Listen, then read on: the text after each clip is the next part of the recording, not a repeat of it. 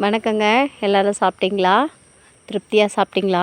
நிற்கிறாங்களே இந்த ஐயா என்ன பண்ணார், மதியானம் சேத்துல போய் நல்லா மாட்டிக்கினாருங்க. இழுக்க இழுக்க வரவே இல்லை.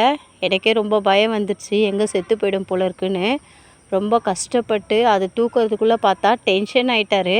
மறுபடியும் அவரை பாத்ரூமில் கூட்டிகிட்டு போயிட்டு சோப்பு போட்டு நல்லா தண்ணி வச்சு ஊற்றுனா அவ்வளோதான், கண்ணெல்லாம் மேலே போயிட்டு உடம்பெல்லாம் ஒட்டி போய் குளிர் வந்துருச்சு.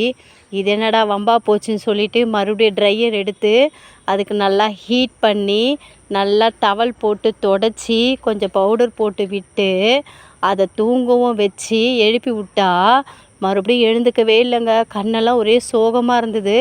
என்ன பண்ணுறதுனே தெரியலங்க.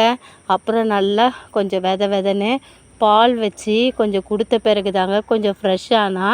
இவளை என்னங்க பண்ணுறது, வீட்டில் இருக்கிறத தின்ட்டு வீட்லேயே இருனா ரோடெல்லாம் சுற்றி சோத்துக்கு ஆசைப்பட்டு சேத்துல போய் மாட்டிக்கிட்டு ஒரே பிரச்சனைங்க.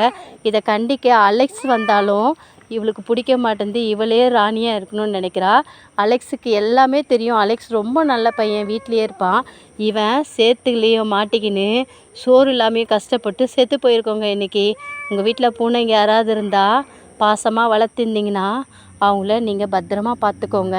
2 செல்லக்குட்டிங்க, அலெக்ஸு, மீக்குட்டி, கரடாமா, எல்லாமே நன்மைக்கே.